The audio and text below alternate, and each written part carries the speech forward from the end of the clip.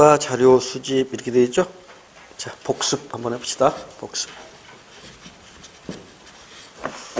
빈칸 넣기로 할까요? 유치하지 마. 네? 빈칸 넣기 복습하는 거니까. 사회문화 현상의 탐구 또는 연구 방법에 그게 두 가지가 있어요. 두 가지. 방법론적, 이론론.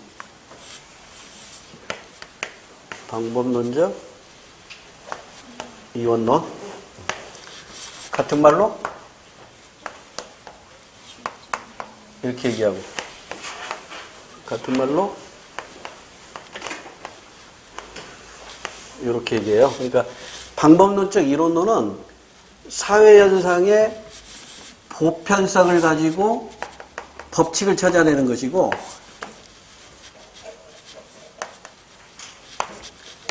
특수성에 의해서 법칙 찾아내지 못하는 거니까 그냥 의미나 부여하자.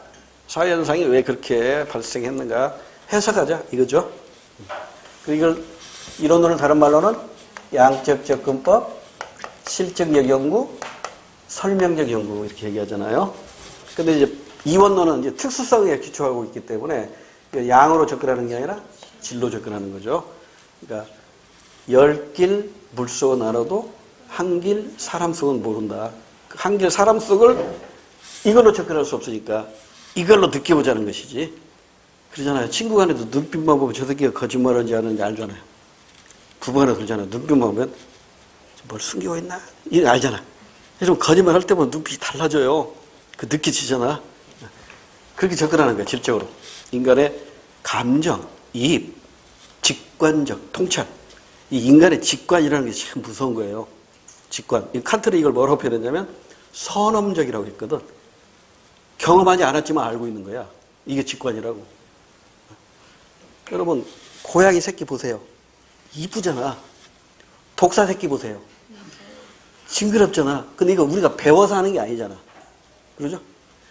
직관이라고, 이게. 직관. 이거 사람이 이게 직관적으로 저 새끼 거짓말하다 딱 느낄 때가 있다고. 아, 저 말, 믿을만해? 하고 직관적으로 느끼는 게 있다고. 이걸 가지고 사회현상을 탐구하는 거예요. 그게 질적 직관법이죠. 그래서 이건, 실증할 수 없기 때문에 해석하는 거죠. 해석적 연구고. 이건 설명할 수가 없다고. 왜? 얘 목적이 뭐죠? 법칙 찾아내는 거죠. 근데 얘 목적은 뭐예요? 법칙이 아니라 해석하는 거잖아. 의미를 부여하는 거잖아.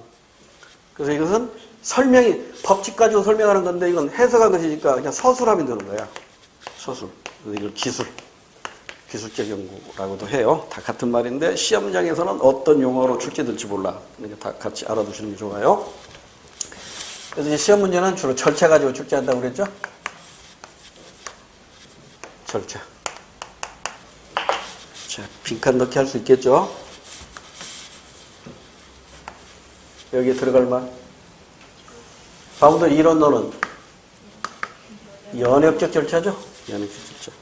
연역적 절차라는 이유는 이 이론론에서는 반드시 가설 단계가 있다고. 여기는 가설을 설정할 수가 없어요. 가설을 설정할 수가 없기 때문에 가설 단계가 없다고. 여기는 귀납적 절차.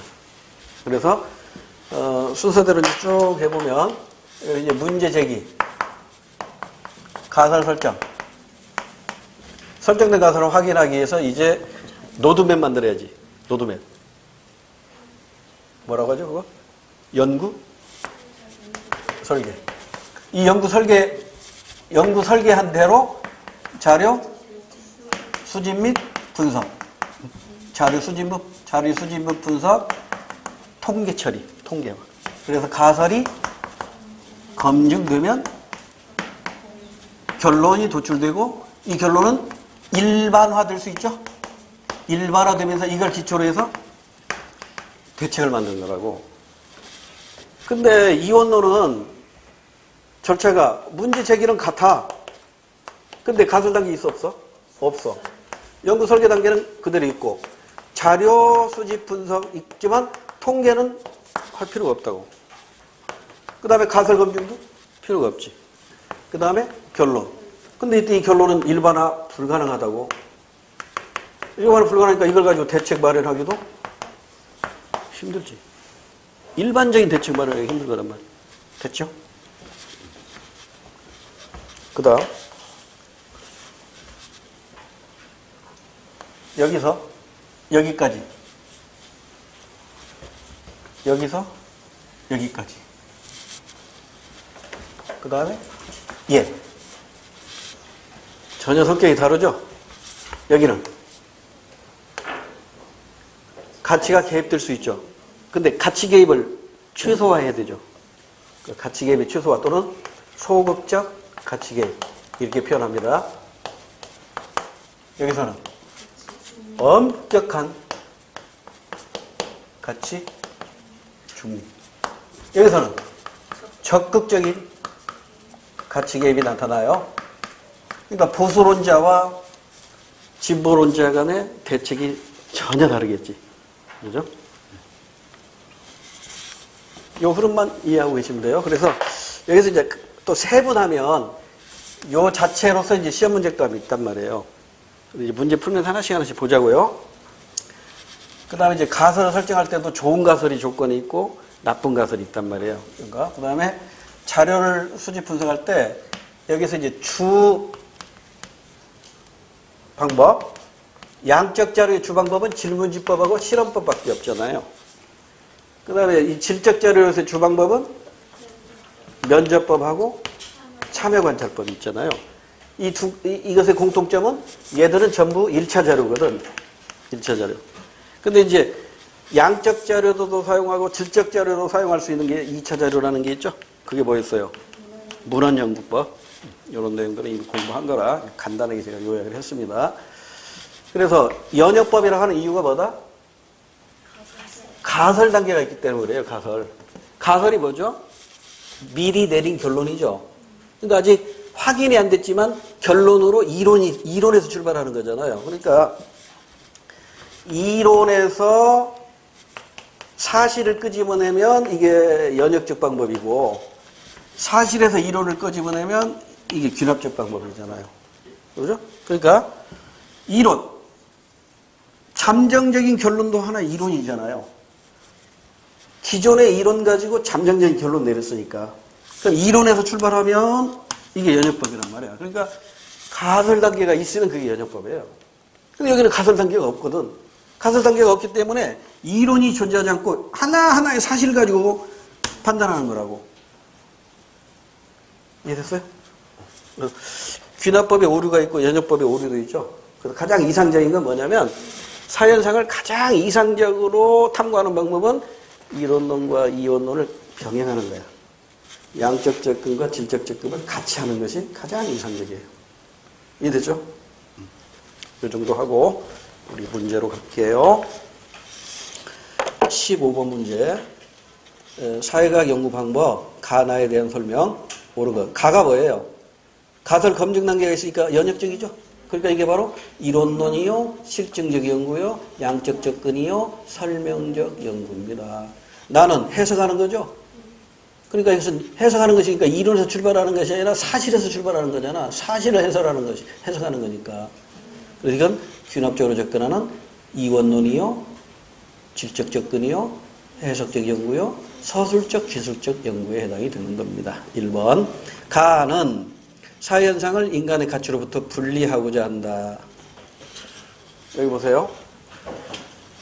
법칙을 발견하는 건 일반적인 법칙을 발견하는 거죠.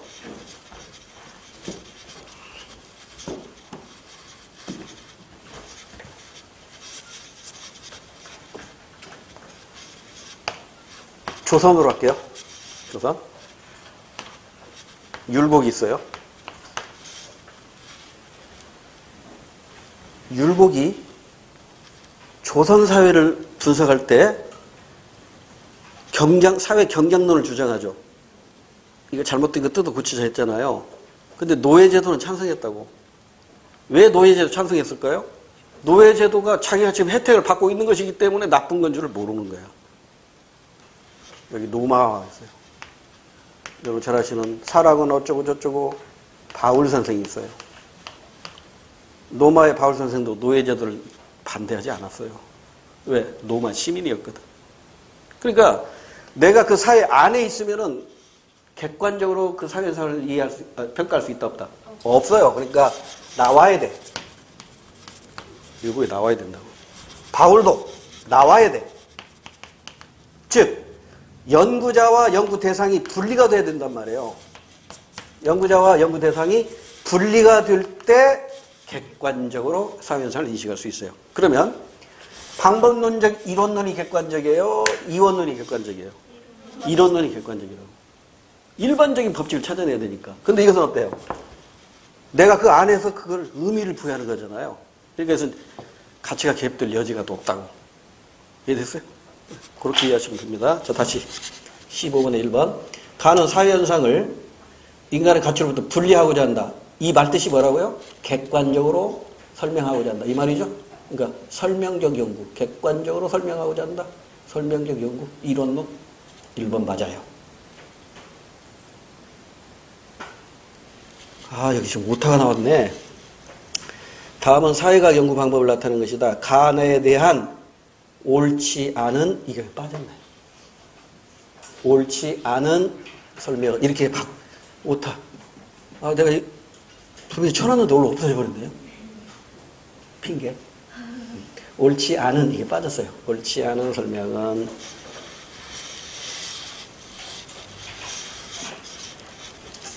그 다음에 1번은 맞아요.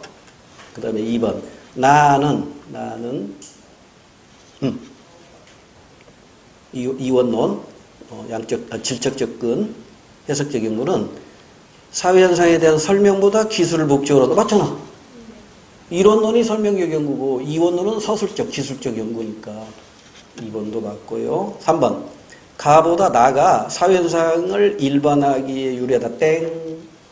사회현상을 일반화해서 일반적 법칙을 찾아내는 건 이원론이고요. 이원론은 일반화 불가능합니다. 귀납적이기 때문에 불가능해요. 그 다음에 4번 가보다 나가, 즉 이론론보다 이원론이 주관적 가치가 개입될 가능성이 크죠. 해석하는 거니까 자기의 주관이 개입될 가능성이 높아요. 16번 가 연구 방법이 나 연구 방법에 비해 가지는 장점. 그럼 가가 뭔가를 알아야겠네. 가를 보니까 가설 단계가 없고 나를 보니까 가설 단계가 있어요. 그럼 끝났지. 가설 단계가 있는 게 양적 접근이고 가설 단계가 없는 게 질적 접근이니까 질적 접근이 갖는 장점은 뭐예요? 10길 물속은 몰라도 한 길 사람 속은 알 수 있다는 거잖아. 감정이입이나 인간의 직관을 통해서 사회현상을 접근할 수 있다는 것이잖아요. 그걸 찾으면 1번이네. 경험적 관찰이 어려운 연구에 적합합니다. 자, 그러면 조금 난이도 높은 문제 소개할게요. 사회현상을 탐구하는 방법에 방법론적 이론론과 이원론이 있는데 이론론은 경험에 바탕을 두지만 이원론은 경험에 바탕을 두지 않는다. OX. 다시 정신 바짝 차리세요. 나도 지금 얘기하는 거 뭔 말 했는지 깜빡했어. 다시 OX로 대답하세요.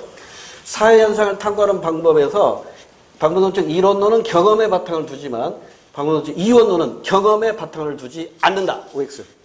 X. 둘 다 경험에 바탕을 둬요. 왜? 현상이잖아. 현상이니까 경험에 바탕을 둬요. 근데 그 경험을 얼마나 관찰할 수 있느냐 없느냐 그 차이지. 오케이? 얘는 경험을 관찰하기가 쉽지. 근데 이건 경험을 관찰하기가 좀 어려워. 그렇지만 둘 다 뭐에 바탕을 둔다? 경험에 바탕을 둔 거야. 그 다음 또 하나.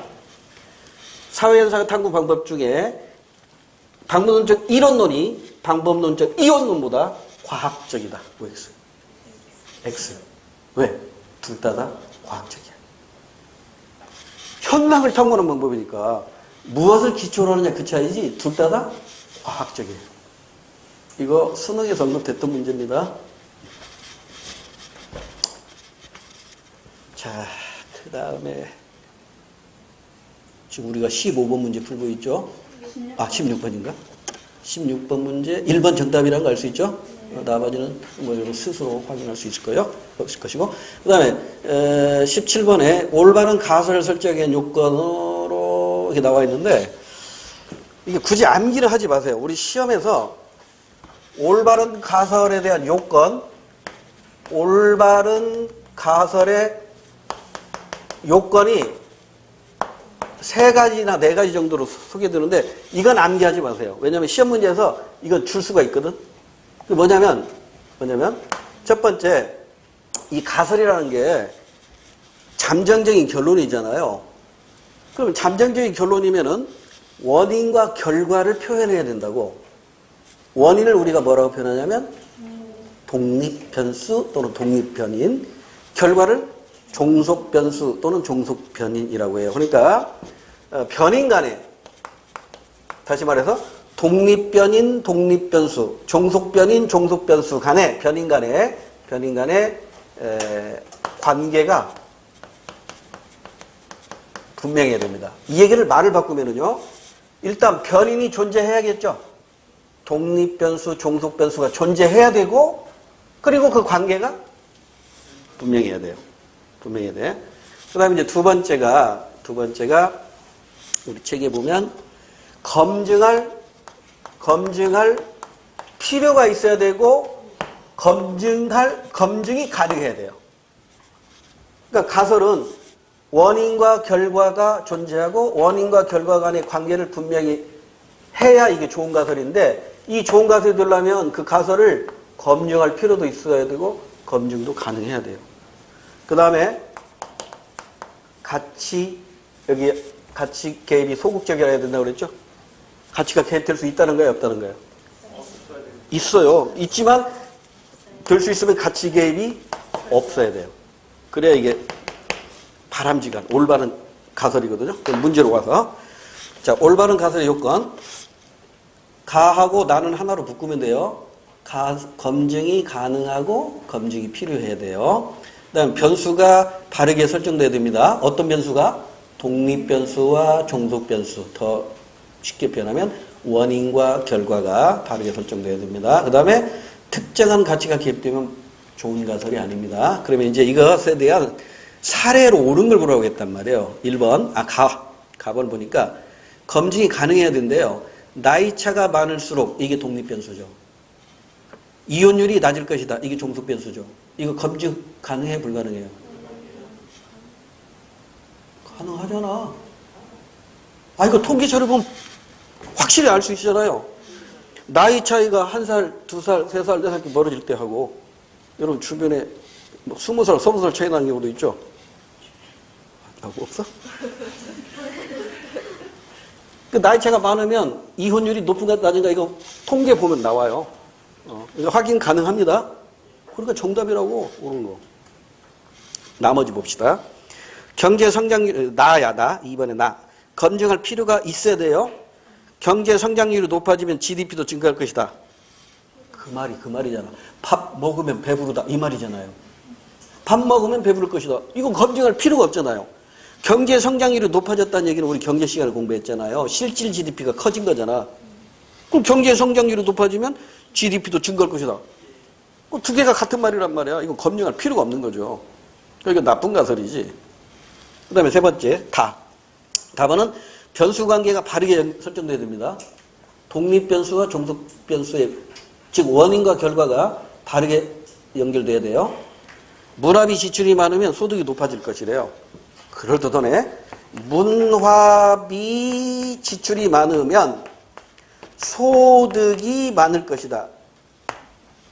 이게 지금 원인과 결과가 틀렸잖아. 말을 바꿔볼게요.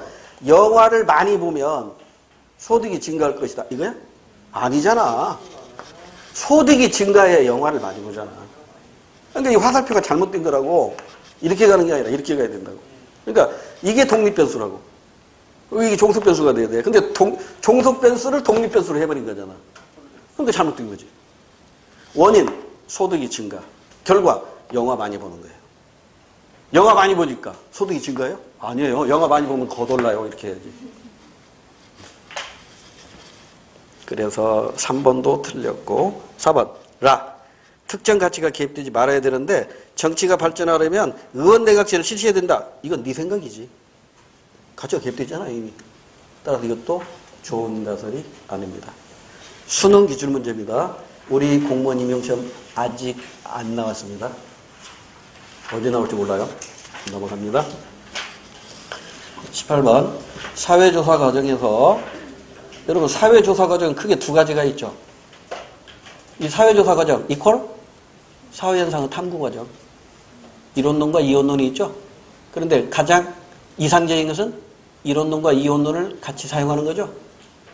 근데 대부분 사회조사 과정 가지고 시험 문제 될 때 사회조사 과정 하면은 대부분이 이론론 가지고 축제를 해요. 그러니까 여기도 보니까 이론론 같아. 뭘 보니까 A가 자 일단 문제부터 보자고요. 사회조사 과정에서 지금 사회탐구 과정에서 A에 해당하는 절차. 그러니까 A를 먼저 알아야 돼요. 그 다음 이게 지금 꼬아놓은 거야 문제를. 이거 쉬운 문제 아닙니다. A에 해당하는 절차를 먼저 알아야 되고요. 이 A의 절차를 수행하는 단계로 적절한 것. A가 뭔지를 알아야. 자, 여기 칠판 보세요. A가 문제적인지 가설 설정인지 연구 설계인지 이걸 알아야 어디쯤에 있는 것인가를 알 수 있잖아요. 그러죠? 그러면 A가 뭐예요? 추상적 개념을 구체적 개념 또는 수량화할 수 있는 개념으로 바꾸는 거래. 이걸 뭐라고 하죠? 개념의 조작적 적인. 그러면 개념의 조작적 적인은 어디에서 나오더라? 연구 설계 단계에서 첫 번째 할 것이 개념의 조작적 적이고 두 번째가 자료 수집 범위와 방법을 결정하는 거죠. 여기에서 연구 설계 단계에서 자료 수집 범위와 방법이 결정돼야 자료를 수집해서 분석하는 거잖아요. 그 다음에 그 전에 개념의 조작적 적이는 필수적인 사항인데 이건 여기서 이루어진다고. 그러면 개념의 조작적 적이가 뭐냐면 이를테면 연구 주제로 쉬운 예로 해보자고요. 남편 재산이 많을수록 이혼율이 낮아진다. 이게 가설입니다. 연구는 지금 연구 주제는 남편 재산과 이혼율과의 관계야. 그리고 가설을 세웠어. 남편 재산이 많을수록 이혼율이 낮다. 그랬다고. 그럼 이제 여기서 개념의 조작적 적이가 반드시 필요한데, 그래서 이 남편을 사실혼 관계의 남편으로 볼 수도 있고 범죄론 관계의 남편으로 볼 수도 있죠. 그래서 여기 명확히 해야겠죠. 그래서 이혼율로 할 게 아니라 애정 관계가 높다 이렇게 합시다. 그래야 이해가 빠르겠네. 자, 남편의 재산이 높을수록 애정 관계가 높다. 애정 관계가 좀 애매하네. 부부애라고 합시다. 부부애가 높다 이렇게 합시다. 부부애가 높다.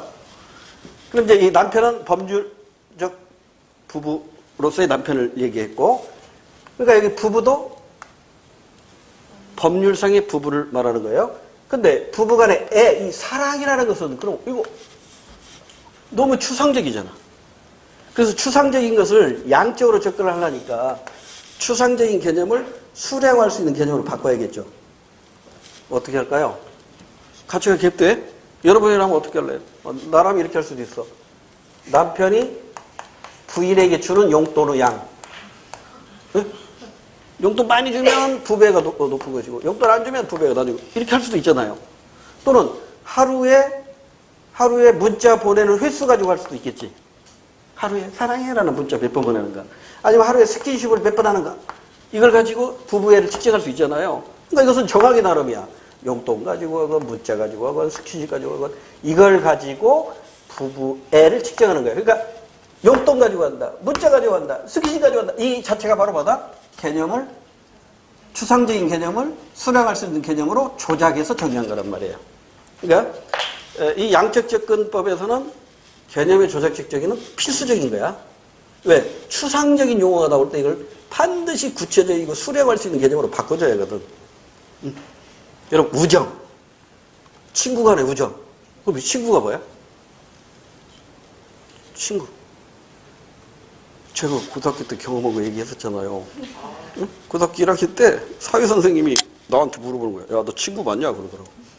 순간에 막 내 친구들이 막 유치원생 때부터 대학교, 아니, 고등학교 때니까 중학교 애들 막 쫙 머릿속에 지나가서 굉장히 많아요. 그래?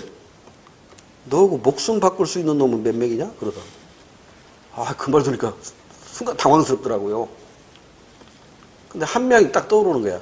내가 걔를 위해서라면 내 목숨 걸 수 있어. 그 새끼도 나를 위해서 목숨 걸 거야. 이렇게 나는 자신을 했어요. 그래서 한 명 있습니다. 그랬다고. 그래서 그 사회 선생님이 이렇게 얘기하는 거야. 그 우정이 무덤에 갈 때까지 변치 않으면 너는 이 세상을 성공적으로 산 사람이다. 그 우정 변치 않길 바란다. 딱 그러더라고요.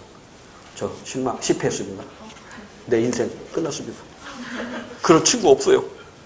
내가 왜 그 새끼를 위해서 죽어? 그 새끼도 나를 위해서 안 죽을걸? 그 어린 마음에 그렇게 생각했던 거예요. 그러니까 친구의 개념을 지금 명확히 해줬죠. 이게 바로 개념적 정의라고 하는 거야. 그런데 친구를 이제 사전적으로 정의한 것이 이제 친구라면, 그럼 우정이라는, 그럼 우정을 어떻게 측정하냐고. 여러 가지 조작적 정의가 필요하겠지. 그래서 용돈 빌려주는 금액 가지고 우정 파악할 수 있어요. 그래서 제가 재산학원에서 물어봤어. 둘이 친한 놈이 앉을 때 같이 그 단대부고 졸업했던 지들끼리 같이 앉았더라고.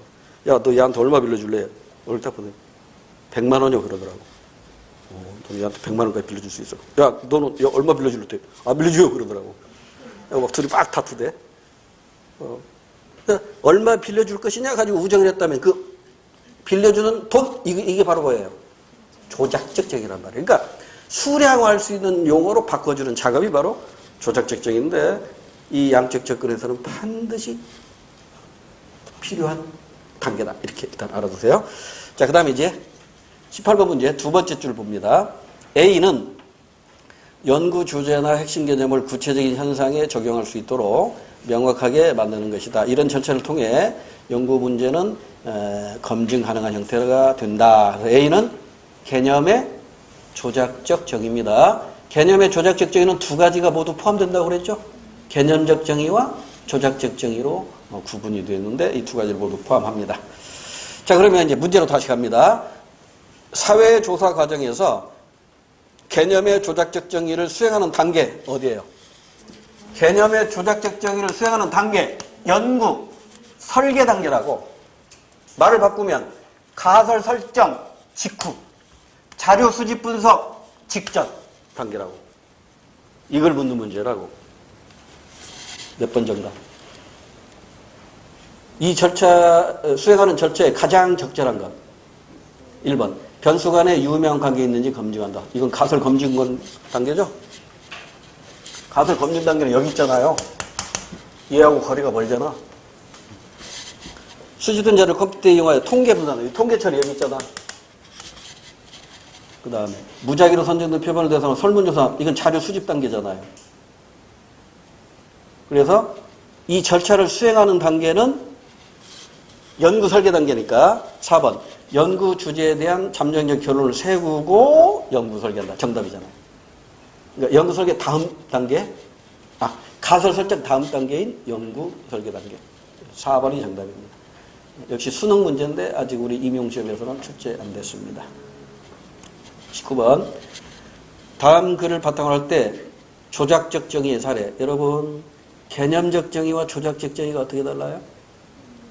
개념적 정의는 수량화할 수 있는 게 아니라 그냥 개념을 명확히 하는 것에 불과한 것이고, 수량화할 수 있는 개념으로 바꿔주는 것이 조작적 정의입니다. 그러니까 이 기자로 안 읽어도 4번밖에 없다는 걸 알 수 있어요. 4번에 정치 참여도란 국회의원 및 대통령 선거에서 유권자들의 투표 참여율을 말한다. 투표 참여율, 이거 수량화할 수 있죠? 그 위에 있는 것들은 읽어보시나 마나 숫자로 표시할 수 없어요. 따라서 1번, 2번, 3번을 뭐라고 하느냐? 개념적 정의라고 하고 4번을 조작적 정의라고 해요.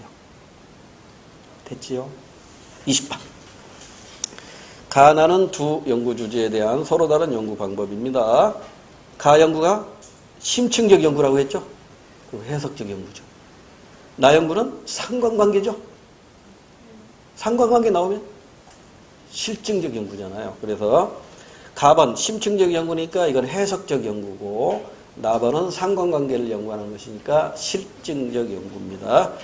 1번 가는 즉 심층적 연구인 해석적 연구, 질적 접근, 서술적 연구는 연구 대상자에 대한 연구자의 감정이입적 이해를 중시한다. 정답. 맞잖아요. 감정이입, 직관적 통찰 이걸 중시하는 거죠. 나머지는 왜 틀렸는가 스스로 분석 가능합니다. 여러분에게 맡겨도 충분하고요. 21번 문제. 요거 오답률 높았던 수능 문제입니다. 건방지게 문제 풀다가 많이 틀리더라고요. 자, 옳은 거 보라고 했어요. 연구자 값은 과음과 만성적 음주가 하고 여기까지만 밑줄 그어져 있죠. 건강에 미치는 영향을 이해하는 것이 음주 감소에 효과적일 것이라는 연구 가설을 검증하기로 했다. 그럼 연구 가설에서 독립 변수가 뭐예요? 과음과 만성적 음주가 건강에 미치는 영향을 이해하는 것. 이게 독립 변수예요. 그 다음에 종속 변수는 뭐예요? 음주 감소에 효과적. 이게 종속 변수예요. 그 다음 먼저 연구에 동의한 성인들을 두 집단으로 나눈 뒤 지난 일주일 동안의 음주 정도를 측정하였다. 다음으로 한 집단에는 과음과 만성적 음주로 인한 다양한 생리적 변화를 알려주는 비디오를 보여주었고 이게 비디오를 보여주는 것이 바로 자극 또는 독립변수 이렇게 표현할 수 있는 거죠. 자, 이런 자극을 주니까 자극을 주는 집단을 우리는 뭐라고 하죠? 실험 집단이라고 해요. 그러니까 D의 한 집단이 실험 집단이고 다른 집단에는 아무런 조치를 취하지 않았다. 이 아무런 조치를 취하지 않는 집단을 통제 집단이라고 하는 것 공부했죠. 그리고 한 달 후에 비디오 시청이 실제 음주를 얼마나 감소시켰는지 알아보기 위해 두 집단에 대해 지난 일주일 동안의 음주 정도를 측정하였다. 실험법에 의한 양적 접근법이라는 걸 알 수가 있습니다. 자, 이제 옳은 거 찾아야 돼요. 1번 C는 연구 가설. C에서 독립변이는 A이고 땡. A가 아닙니다. 그럼 뭐예요? 독립변이는 과음과 만성적 음주가 건강에 미치는 영향을 이해하는 것. 이게 독립변수란 말이에요. 종속변수는 음주 감소에 효과적일 것. 이게 결과 종속변수란 말이에요. 그러니까 1번 틀렸죠? 2번 C를 즉 연구 가설을 검증하기 위해서는 F 지난 일주일 동안의 음주 정도 이거 측정해봐야지. 그렇죠? 사전조사 사후조사 해봐야지. F 과정이 필요하다. 맞네. 그래서 2번이 정답입니다. 3번은 거꾸로 돼 있죠? 통계와 실험 집단이 반대로 돼 있고요. 그 다음에 F는 지난 일주일 동안의 음주 정도를 측정하는데 이게 비디오를 본 사람하고 안 본 사람하고 차이만 판단하는 것이기 때문에 억지로 술 먹여놓고 측정하는 게 아니잖아요. 만약에 억지로 술 먹였다면 이것은 윤리 도덕적으로 문제가 되는데 이건 비디오만 보여주고 음주에 어떤 영향을 주었는가를 확인하는 것이니까 윤리 도덕적 법적으로 문제가 되지 않습니다. 22번 자료 수집 방법. 자, 1차적 자료 몇 가지가 있어요? 4가지. 양적 자료 수집 방법으로 질문집법하고 실험법. 질적 자료 수집 방법으로 면접법하고 참여 관찰법. 그 다음에 2차 자료로 본원 연구법. 기본적인 것이니까 옳지 않은 것 고르라고 했네요. 자, 분석해 볼게요. A에서 D는 면접법, 실험법, 질문집법, 참여관찰법 중에 하나래요. 이 4가지 공통점 1차 자료라는 거죠.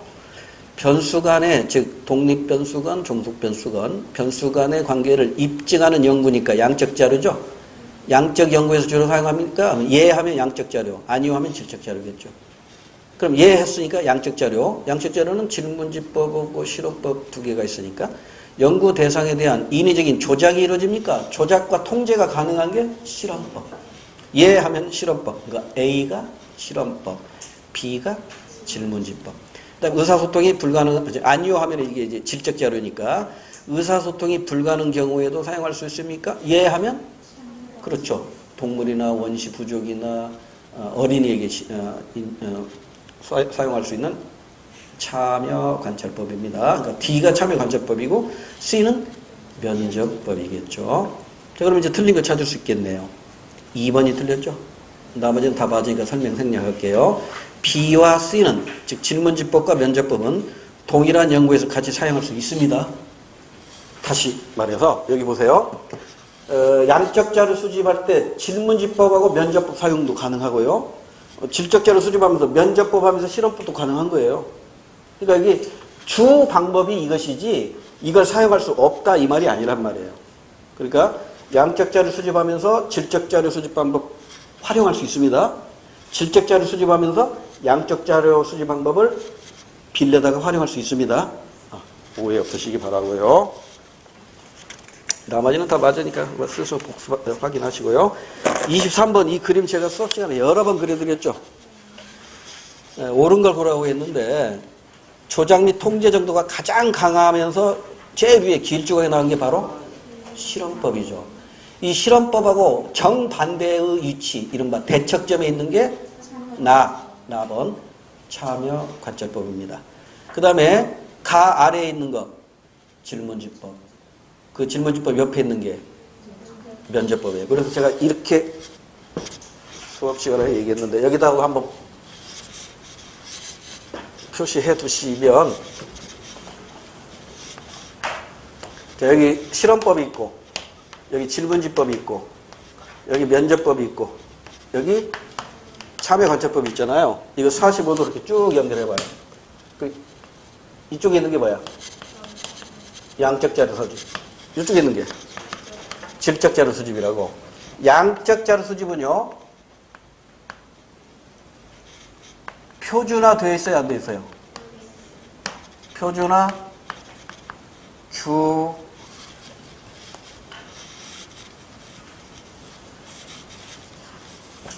표준화가 되어 있고 질적 자료 수집은 표준화 또는 구조화라고 돼요. 표준화 되어 있지 않아요. 그러니까 이런 문장도 우리 시험 문제에서 언급이 된단 말이에요. 질문지법에 의하면 표준화 또는 구조화된 자료를 구할 수 있다. OX. 오잖아. 면접법에 의하여 표준화된 또는 구조화된 자료를 수집할 수 있다. X입니다. 그러니까 양적 자료 수집은 표준화할 수 있어요. 왜? 통계 처리하니까. 근데 이 질적 자료는 이게 이 면접이나 참여관찰법이라는 것은 이건 질적 자료잖아요. 질적 자료이기 때문에 통계 처리가 어렵다고. 따라서 표준화가 불가능해요. 표준화나 구조화가 안 됩니다. 이것도 시험 문제에서 언급되니까 이런 용어도 기억해 두시라고요. 자, 그럼 이제 옳은 것 골라봅니다. 기억법. 가는 법적, 윤리적 문제가 심각하게 발생할 수 있으므로 실험법의 문제점이죠. 매우 제한적으로만 사용된다. 맞네요. 기억번 들어가면 맞아요. 니은번 가. 실험법은 소수의 연구 대상으로 깊이 있는 연구 정보를 얻을 수 있으나 주관적 판단, 주관적 이거 나오면 뭐예요? 질적 자료 수집 방법인데 소수의 연구 대상 깊이 있는 정보라고 했으니까 면접법이야. 면접법이니까 가도 아니고 나도 아닙니다. 디귿번 나는 참여 관찰법은 언어나 문자로 의사소통하기 어려운 대상을 조사하기에 적합하다? 그렇습니다. 자, 기억 디귿 맞고요. 리을 나는 가에 비해 즉 참여관찰법은 실험법에 비해 자료 수집 과정에서 예상치 못한 변수가 발생할 가능성이 더 높다. 맞죠? 참여관찰법은 자기가 직접 참여하는 거다 보니까 자기가 구하고자 하는 현상이 나타날 때까지 기다려야 되죠. 근데 기다리는 과정에서 원치 않은 변수가 나타날 수 있단 말이에요. 그걸 견제하거나 원하지 않는 변수를 배제하기가 어렵다는 것이죠. 그게 참여관찰법의 문제점. 정답은 4번이네요. 24번 연구 주제 바르게 짝지은 것. 일단 분석부터 합시다. 가가 뭐예요? A가 뭐예요? 질문지법. B는 면접법. 실제성 있는 나오면 참여 관찰법. 자, 그럼 이제 A, B 분석 끝났네요. A 질문지법, B 면접법, C 참여 관찰법이에요. 이걸 사용하기 위한 적절한 주제를 찾으래요. 1번 A. 마사이 부족, 원시 부족의 결혼 풍습. 이거 참여 관찰법으로 해야죠. 그러니까 C로 가야 됩니다. 연령별, 성별, 지역별, 정당 지지율을 비교 분석하려면 문헌연구법으로 해야 돼요. 통계 자료를 분석해야 돼요. 이건 ABC 아무것도 아니고요. 조선시대 사회이동 관한 연구, 세종실록 지리지와 같은 문헌연구법으로 해야 돼요. 따라서 ABC 아무것도 해당이 안 되고요. 신생아의 감정 표현 및 의사소통 방식은 직접 참여해서 보고 느끼는 거죠. 정답 4번이고요. 자, 그 다음 오른쪽 페이지 문제 25, 26은 이게 수능 문제가 아니고 평가와 모의고사 문제인데 의외로 오답률이 높았던 문제입니다. 자, 왜 오답률이 높았는가 한번 보자고요. 가는 자료 수집 단계죠. 그리고 통계 분석한다고 했죠. 그러니까 양적 접근법이라는 걸 알 수가 있어요. 그 다음에 나는 질문지법으로 한다는 게 나왔네요. 그러니까 실증적 연구 양적 접근인데 질문지법으로 자료를 수집하고 있고요. 그 다음에 주제 선정, 무엇으로 할 것인가. 이걸 이제 제일 앞부분으로 나와야겠지. 순서대로 말한다면. 그 다음에 새로이 발견된 사항에 주목하면서 결론을 내린다. 이건 결론도 줄이잖아요. 지금 순서가 뒤죽박죽 돼 있어요. 순서대로 한다면 어떻게 돼요? 일단 다가 제일 먼저 와야 되죠. 다가 문제제기. 그 다음에 나. 그 다음에 가. 마지막에 라. 이렇게 되겠죠. 순서상으로는. 자, 그럼 25번으로 옵니다. 연구 단계에 대한 설명으로 적절하지 않은 것 찾으래요. 가는 연역적 단계다. 맞나요? 여러분 여기 그래서 많이 틀렸다고. 여기 보세요. 아, 이거 지워버렸는데 방법론적 이론론의 연구 절차는 연역적이었어요? 균합적이었어요? 연역적이죠. 이게 지금 이게 연역적 방법이, 방법, 그 양적 접근이죠. 그러니까 연역적으로 지금 그 생각이 딱 머릿속에 있기 때문에, 가는 연역적 단계도, 맞은데? 이렇게 생각한다고. 큰일 납니다. 제가 수업 시간에 강조했던 게 있어요. 자료 수집 단계는요, 하나의 자료를 끄집어 와가지고 종합해서 이걸 탐구에 활용하는 거잖아요. 그러니까 자료 수집 단계는 전부 균합적인 방법이에요. 그래서 여러분이 OX로 이걸 물어봤었죠.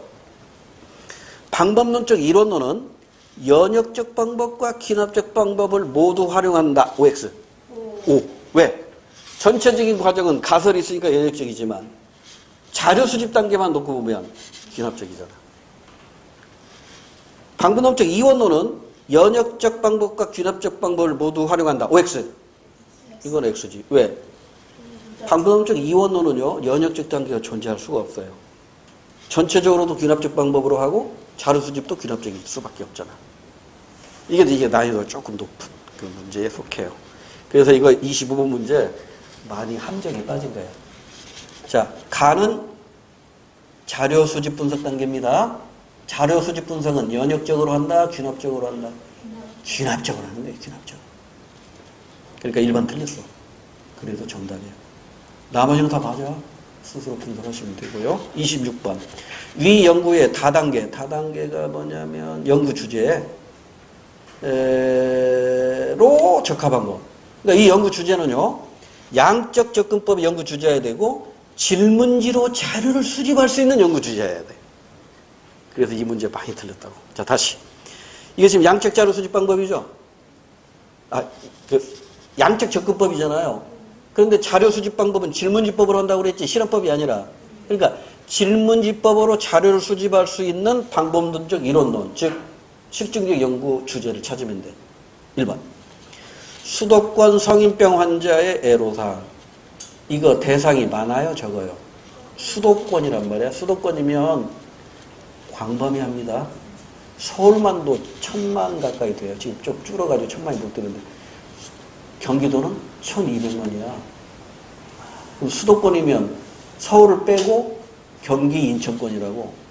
여기에 성인병 환자가 한둘이겠냐고. 여기서 성인병 환자면 고혈압이라든가 고지혈증을 가진 나 같은 사람 한두 명이겠냐고. 당뇨 이런 거 가진 사람. 그래서 이렇게 대규모 자료로부터 자료를 수집하는 방법 중에 가장 이상적인 건 질문집법이에요. 그래서 정답이야. 애로사항이 뭔가 질문지로 물어보면 돼요. 그 질문지는 꼭 설문지를 가지고 물어보는 것만 질문지법이 아니야. 전화로 물어볼 수도 있고 인터넷 투표를 통해서 물어볼 수도 있는 거예요. 그래서 부작위로 전화해가지고 혹시 성인병 있습니까? 예 하면 그러면 지금 애로사항이 가장 크게 뭡니까? 이렇게 물어볼 수도 있는 거라고. 전화해가지고 성인병 있으십니까? 없어요. 아, 미안합니다. 끊으면 되는 거예요. 그러니까 하여튼 이게 인터넷으로 조사하건 전화 응답을 통해서 조사하건 설문지를 돌려서 조사하건 조사 대상이 광범위할 때 유용하게 활용할 수 있는 게 질문지법입니다. 1번 정답이에요. 그럼 나머지는 왜 틀렸는가 알 수 있겠죠. 아마존 지역의 원주민 부족의 생사관 아마존 지역 가야 됩니다. 참여 관찰법 또는 참여 관찰이 힘들면 이건 어떻게 해야 돼요? 문헌연구법으로 하면 되겠지. 그 다음에 동북아시아 산업정책 국가별 비교 이것도 문헌연구법으로 하는 게 바람직하고요. 그 다음에 A종교와 B종교 경제윤리적 역사적 비교니까 문헌연구법으로 하는 겁니다. 그래서 1번밖에 없어요. 25번하고 26번이 오답률이 높았는데요. 둘 다 정답은 1번입니다. 그 다음에 27번 연구 절차에서 반드시 가치 중립 지켜야 한다는 게 여기 세 가지 있었죠. 여기 있잖아. 자료 수집 분석 통계화 가설 검증 결론 도출 이 세 단계는 엄격한 가치 중립이 필요합니다. 세 단계 찾아보세요. 3단계 보세요. 잠정적인 결론에 기초하여 IMF 이후 계층별 임금과 실업 실태에 대한 자료를 수집했다. 자료 수집 단계죠. 자, 자료 수집 엄격한 가치 중립. 4단계 보세요. 자료 분석 결과 IMF 이후 저소득 계층 가장들의 실업률이 가장 심각한 것으로 나왔다. 자료 분석이죠. 자료 수집 분석 가설 검증 결론 도출까지가 엄격한 가치 중립이란 말이에요. 여기서는 3단계하고 4단계야. 그럼 1단계는 뭐예요? 궁금해졌다니까 문제 제기죠. 여기는 가치 개입의 최소화, 즉 소극적 가치 개입이 필요하고요. 2단계는 잠정적 결론 내렸죠. 가설 설정이죠. 가설 설정이니까 소극적 가치 개입. 5단계 대책 마련할 것을 제안하였다. 대책 마련 단계죠. 적극적 가치 개입. 이렇게 되는 거예요. 됐지요? 넘어갑니다. 28번 다음에 사회문화 현상을 연구할 때 필요한 태도로 가장 적절한 것 서양에서 들어온 가장 일반적인 동작 중에 잘했다, 오케이 의미의 엄지세기가 있다. 그러나 이게 중동이나 이탈리아, 호주 등에서는 성적 모욕입니다. 이렇게 공간에 따라서 의미가 다르다는 거죠. 이걸 상대주의적 태도라고 합니다. 개방적 태도하고는 어떻게 다르죠? 개방적 태도는 동일한 국가, 동일한 시간대에 의견이 다르다는 거고 상대주의적 태도는 시간도 다르고 국가도 다를 때 서로의 입장을 이해하자는 관점이 상대주의적 태도입니다. 객관적 태도는 가치 중립적 태도를 말하는 거고요. 비판적 태도는 문자 그대로 잘잘못을 따지는 태도죠. 근데 우리 사회문화 교과서에는 비판적 태도는 안 나와 있죠. 객관적, 개방적, 상대주의적, 조화를 추구하는 태도, 그 다음에 성찰적 태도, 이런 것들이 언급이 되어 있죠. 29번 밑줄친 부분에 들어갈 사회문화 현상의 탐구 태도. 우리는 사회문화 현상을 탐구할 때 무엇을 가져야 한다. 이러한 태도를 제사 관습에 비추어 보자. 우리 사회의 많은 가정에서 계승하고 있는 제사 관습은 사람들에게 당연한 일로 여겨져 왔다. 그런데 왜 오늘날 제사가 이런 형태로 지속되어야 하는지, 예를 들어서 왜 음식은 여자가 차려야 되는지, 왜가 나왔네? 이걸 우리는 성찰적 태도라고 한다고 공부했죠.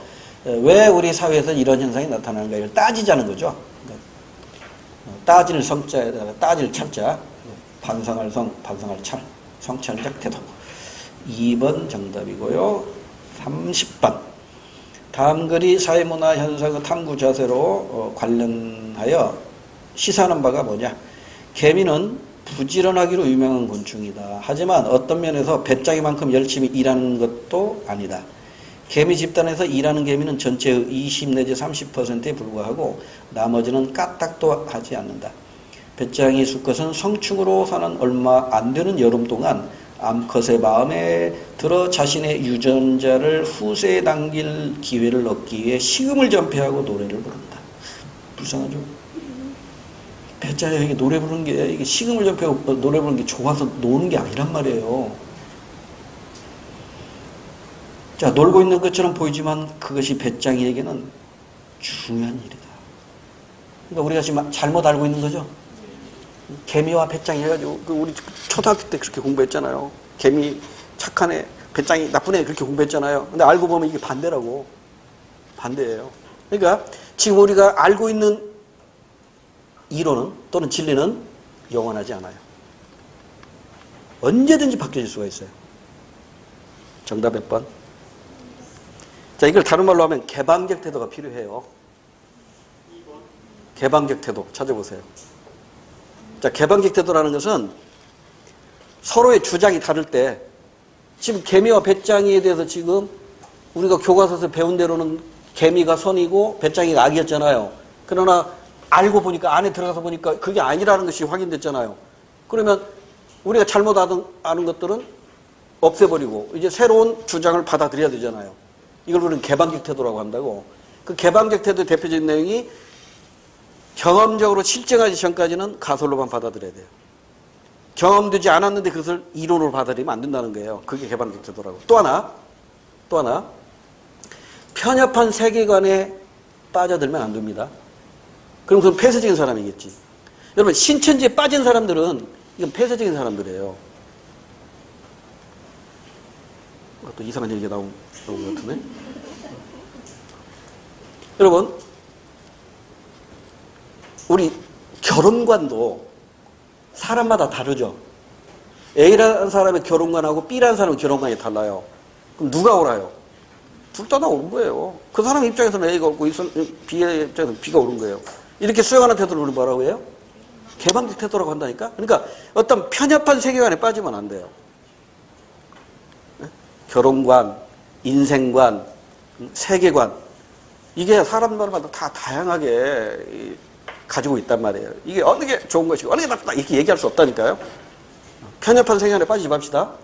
말을 바꾸면 신천지는 나빠, 이단이야, 정통교회가 좋아, 이것도 개방적 태도가 부족한 거라고요.